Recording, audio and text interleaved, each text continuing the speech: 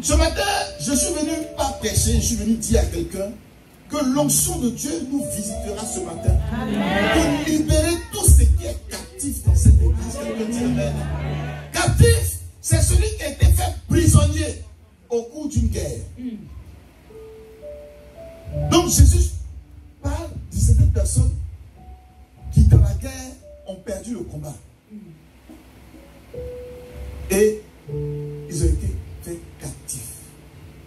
Je vous ai dit tout à l'heure, dans le livre de Job, chapitre 7, verset 1, le sort d'un homme sur terre est celui d'un soldat. Amen. Dès que tu nais, tu es soldat. Amen. Si vous poursuivez le verset 2, dans le livre de Job, chapitre 7, la Bible déclare que l'homme est né pour souffrir.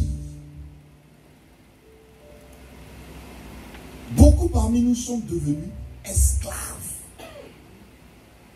prisonniers. La musique qui a été fait prisonnier au cours d'une guerre, une captivité, c'est celui qui est asservi, qui est privé de liberté. Celui qui a envie de faire quelque chose mais qui ne peut pas faire. Amen.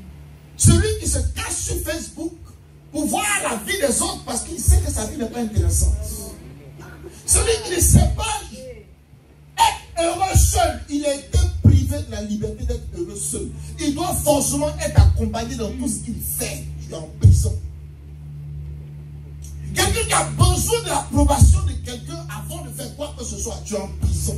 Libère-nous, Seigneur. Quelqu'un qui veut voyager mais qui regarde ses moyens financiers, qui ne peut pas voyager, il est en prison, il veut voyager, il ne peut pas voyager. Il a prié, il est français maintenant, il peut sortir quand il veut, il n'y a pas l'argent, il est en prison. Tout ce qu'il fait, il accompagne les gens à l'aéroport, ils reviennent, il est en prison. Il y a quelque chose au fond de ton cœur que tu veux, mais tu ne peux pas avoir, tu ne peux pas voir, tu ne peux pas vivre cette chose, parce que quelqu'un t'a mis en prison, ils t'ont obligé, alléluia, de ne pas vivre ce que tu veux vivre. Mais aujourd'hui, l'Éternel est venu pour libérer les captifs. Quand tu es quelque part, que tu te sens obligé d'être là-bas, Jésus veut te libérer de cette place. Je parle de toi qui fais de mauvais rêves chaque nuit. Tu ne veux pas faire ces rêves, tu jeûnes, tu pries, Seigneur, je n'ai pas envie de voir ces gens-là. Je te déclare dans le nom de Jésus. Alléluia. La prochaine fois que tu feras ce rêve, alléluia, Jésus lui-même sera dans le rêve. Je dis à quelqu'un ce soir, l'Esprit de Dieu est venu transformer, changer l'histoire. Jésus n'a pas dit qu'il est venu pour les personnes saintes. Yes. Il est venu pour les captifs. Yes. Seigneur, il y a quelque chose qui est en captivité dans ma vie. C'est pourquoi tu es là ce soir. C'est pourquoi tu es là ce soir. Il n'est pas là pour ce qui va bien. Oh Seigneur, merci. Oh Seigneur, tu m'as donné tant. Merci. Il n'est pas là pour ça. Il est là pour chercher, scanner dans ta vie tout ce qui ne va pas bien. C'est pour ça qu'il est là. Dis Seigneur, j'ai besoin de toi ce soir. C'est quelqu'un qui est pris, qui est saisi, maintenu ou enfermé dans une cage. On te prend, on te saisit. Ils ont mis la main sur toi à distance. Ils ont donné une parole sur toi lorsque tu quittais l'Afrique. Quand tu venais à Paris, ils sont même venus chez toi à la maison. Ils ont mis la main sur toi. Ils ont mis la main sur ta famille. Ils ont mis la main sur ta business. Les choses qui avançaient n'avancent plus. Bizarrement, tout ne marche pas. Parce que quelqu'un a osé mettre la main. Mais tellement ce soir, lorsque le vent du Saint-Esprit passera, les captifs seront libérés. Pourquoi est-ce que certaines personnes n'arrivent pas à comprendre l'enseignement que Dieu donne? Tu dis à quelqu'un passe ici, il passe là-bas. Tu dis à quelqu'un fais ceci, tu vas réussir. Il ne peut pas. Parce que le diable a mis sa main sur les oreilles de nos enfants, de nos membres, de nos pasteurs, de nos bishops. Dieu parle, on ne peut pas entendre parce que le diable a mis sa main. Il ne peut pas, tu ne peux pas entendre. Dans le livre de Jean, chapitre 5, la Bible déclare en vérité, je vous le dis, l'heure vient et l'heure est déjà venue. Où les morts entendront la voix du Fils de Dieu. Et ceux qui l'auront entendu,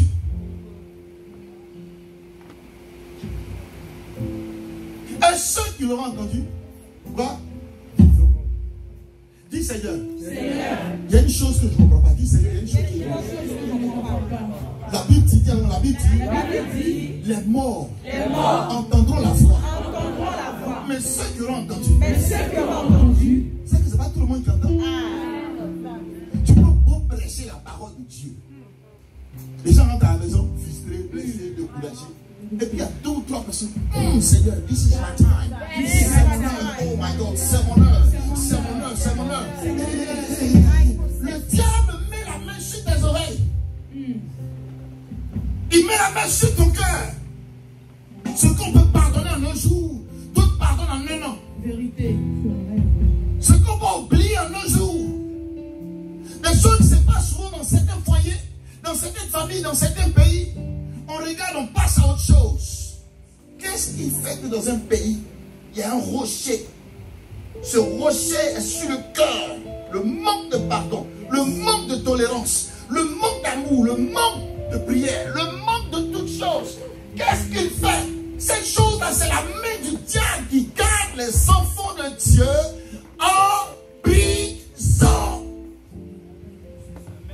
Tu as beau prêcher sur la grâce financière, les enfants de Dieu sont pauvres. Tu as beau prêcher sur la grâce de l'amour, les enfants de Dieu détestent. Tu as beau prêcher sur la délivrance, les enfants de Dieu demeurent dans la captivité.